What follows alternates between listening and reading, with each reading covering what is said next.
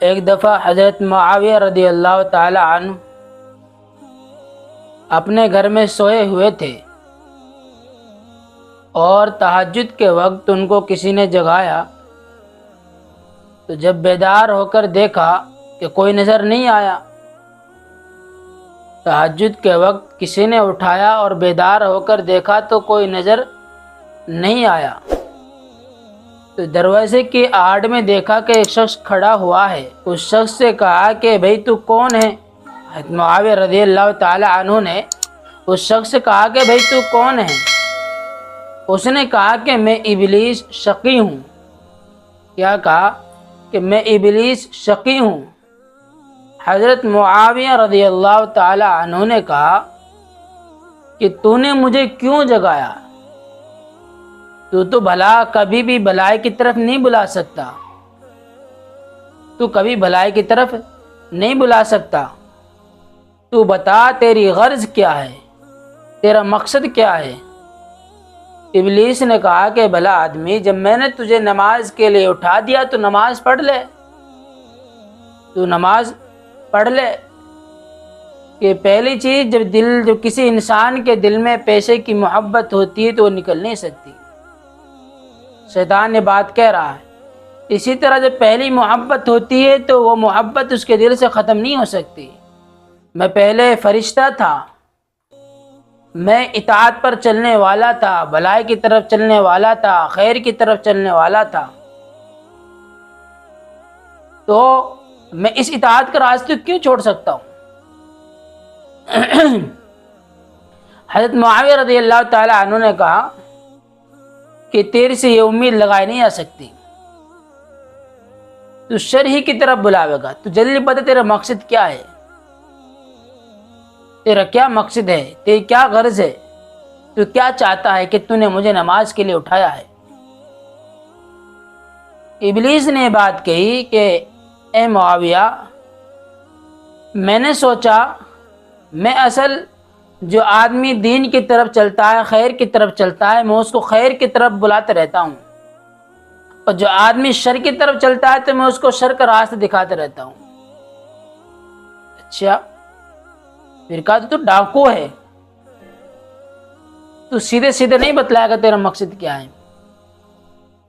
اس نے کہا کہ میں نے سوچا کہ اگر تیری نماز قضا ہو گئی، تو نے تہجد کی نماز نہیں پڑھی، تو مجھے یہ ڈر تھا کہ تو اللہ کے سامنے روئے گا، گڑ گڑائے گا، توبہ کرے گا، خوب روئے گا، ندامت تجھے آئے گی، شرمندگی آئے گی،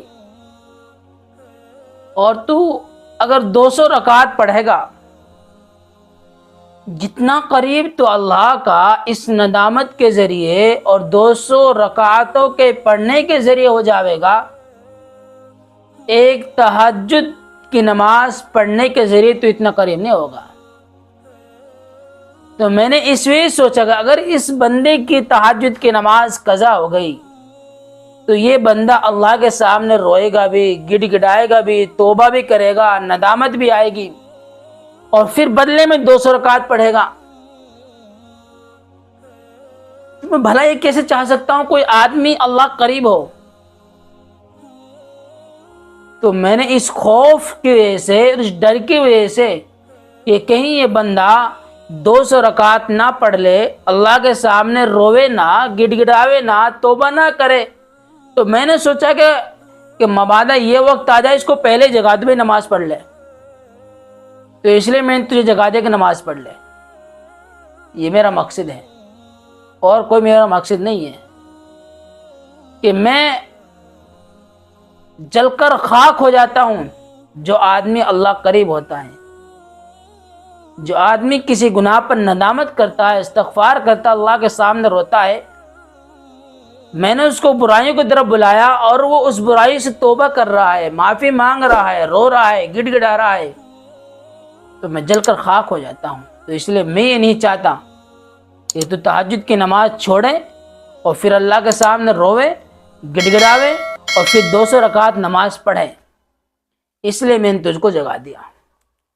حضرت مولانا رومی رحمۃ اللہ علیہ کہتے ہیں کہ آدمی جب کوئی گناہ کر لے ہوئے تو اس کو اللہ کے سامنے رونا چاہیے، گڑ گڑانا چاہیے، اس کو ندامت آنی چاہیے، شرمندگی آنی چاہیے، تاکہ شیطان کو، ابلیس کو شرمندگی ہو، وہ دور بھاگے تیرے سے، وہ اس کے اندر کبھی دوبارہ یہ جرت نہ ہو، وہ ذلیل ہوتا پھرے۔